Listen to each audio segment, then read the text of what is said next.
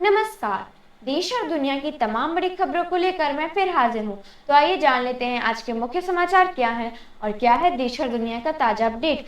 साथ ही आप जान पाएंगे देश और राज्य की सरकारों ने क्या किया ऐलान और क्या दिया बड़ा बयान। साथ ही दोस्तों, टीम की मेहनत के लिए प्लीज एक लाइक। सबसे पहले एक नजर सुर्खियों पर। नीट पेपर लीक पर सुप्रीम कोर्ट में हुई सुनवाई, 11 जुलाई को आएगा फैसला। झारखंड विधानसभा में आज फ्लोर टेस्ट हुआ पूरा। राहुल गांधी पहुंचे मणिपुर और बाढ़ पीड़ितों से की मुलाकात। प्रधानमंत्री नरेंद्र मोदी रूस और ऑस्ट्रिया की 3 दिवसीय आधिकारिक यात्रा पर हुए रवाना। जम्मू कश्मीर के कठुआ में सेना के काफिले पर आतंकी हमला। हाथरस में 100 से ज्यादा लोगों के जान गंवाने के बावजूद भी नहीं टूटा भक्तों का भरोसा। अब खबरें विस्तार से। नीट पेपर लीक पर सुप्रीम कोर्ट में अहम सुनवाई हुई। सुनवाई के दौरान सुप्रीम कोर्ट ने साफ साफ कहा कि इससे इनकार नहीं किया जा सकता कि पेपर लीक हुआ है। सुप्रीम कोर्ट की टिप्पणी के बाद अब यह सवाल सभी के मन में है कि क्या दोबारा से नीट पेपर होगी या नहीं। सुप्रीम कोर्ट ने सीबीआई को कहा कि 11 जुलाई को सारे सवालों के जवाब लेकर आइए। सुप्रीम कोर्ट ने कहा कि अगर लीकेज का दायरा बढ़ा है तो हम परीक्षा कैंसिल करके दोबारा एग्जाम लेने का फैसला देने से नहीं हिचकेंगे।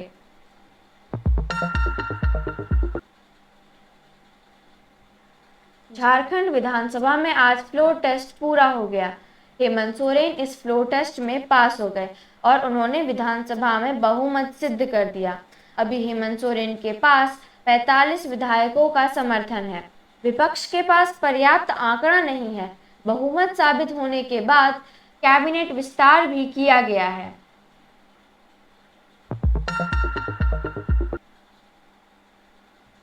राहुल गांधी मणिपुर दौरे पर हैं। इसी दौरे के क्रम में वह असम में बाढ़ से प्रभावित लोगों से भी मुलाकात करेंगे।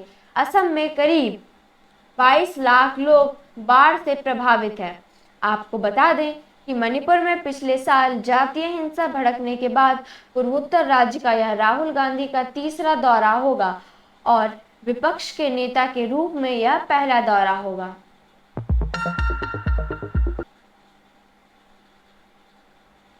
प्रधानमंत्री नरेंद्र मोदी रूस और ऑस्ट्रेलिया की 3 दिवसीय आधिकारिक यात्रा पर रवाना हो गए हैं। रूस के लिए रवाना होने से पहले प्रधानमंत्री मोदी ने एक सोशल मीडिया पोस्ट में कहा कि यह यात्रा रूस और ऑस्ट्रेलिया के साथ संबंधों को मजबूत करने का एक शानदार अवसर होगा।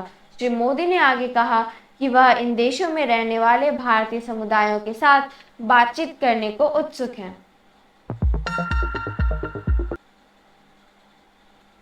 केंद्रीय संसदीय कार्य मंत्री किरेन रिजिजू ने एक पोस्ट करते हुए बताया कि 2024 का बजट कब पेश किया जाएगा। इन्होंने अपने पोस्ट में बताया कि 23 जुलाई को इस बार का बजट पेश किया जाएगा। आपको बता दें कि निर्मला सीतारमण के द्वारा यह बजट पेश किया जाएगा। हर वर्ष की तरह इस बार भी लोगों की नज़र बजट पर रहेगी और कई उम्मीदें भी रहेंगी। खासकर मिडिल क्लास को टैक्स में कितनी छूट दी जाती है, महिलाओं को सशक्त बनाने के लिए कौन सी नई योजना लाई जाएगी, किसान की आय को बढ़ाने के लिए कौन से उपाय किए जाएंगे और इसके साथ ही युवाओं को रोजगार देने के लिए कौन सी बातें आएंगी।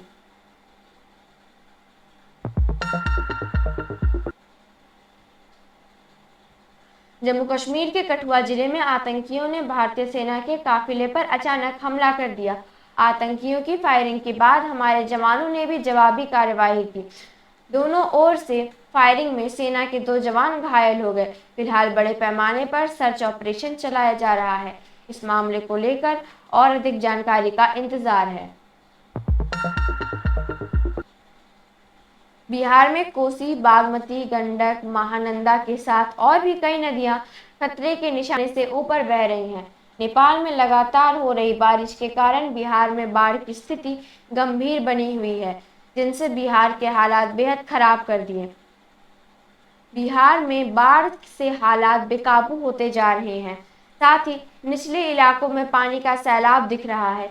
एक और जहां कोसी नदी ने अपना रौद्र रूप दिखाना शुरू कर दिया है, वहीं दूसरी तरफ बागमती नदी भी उफान पर है।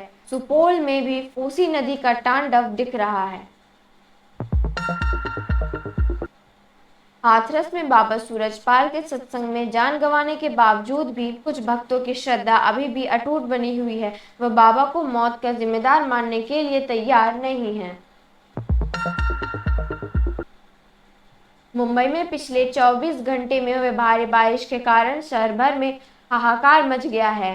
पटरियों में पानी भर जाने से कई ट्रेनें भी रद्द हो गई हैं। साथ ही 50 से अधिक उड़ानें भी प्रभावित हो गई हैं। स्कूल कॉलेज को भी बंद कर दिया गया है। मुख्यमंत्री एकनाथ शिंदे ने सोमवार को लोगों से अपील की है कि जब तक जरूरी ना हो तब तक घर से बाहर ना निकलें। साथ ही उन्होंने पुलिस कमिश्नर से भी कहा कि वह किसी को समुद्र के किनारे जाने ना दें। मुंबई के वर्ली कार एक्सीडेंट के आरोपी के पिता राजेश शाह को जमानत मिल गई है। उन्हें 15,000 के मुचलके पर जमानत मिली है। वह शिवसेना के नेता हैं और उन्हें BMW hit and run case में जमानत दी गई है। आपको बता दें कि उनके बेटे मिहिर शाह ने एक 2 पहिया वाहन सवार को टक्कर मार दी थी। इस हादसे में एक महिला की मौत हो गई थी। बरसात शुरू होने के साथ एक बार फिर से सब्जियों के दाम आसमान छूने लगे हैं। इनमें प्याज, टमाटर जैसे जरूरी चीजें ने तो रसोई का पूरा बजट बिगाड़ दिया है। लोग यही सोच रहे हैं कि आखिर जरूरी सब्जियों के दाम कब कम होंगे। सब्जियों की बढ़ी हुई कीमत पर सरकार भी अलर्ट हो गई है और आम लोगों को राहत पहुंचाने के लिए उपाय में जुट गई है। सरकार ने भरोसा दिलाया कि जल्द ही इनकी कीमतें कम हो सकती हैं। सोने चांदी का आज का भाव क्या है आप स्क्रीन पर देख सकते हैं। करंट प्राइस के लिए आप IBJA के साइट पर जा सकते हैं। न्यूज़ अपडेट के लिए लाइक एंड सब्सक्राइब करना ना भूलें।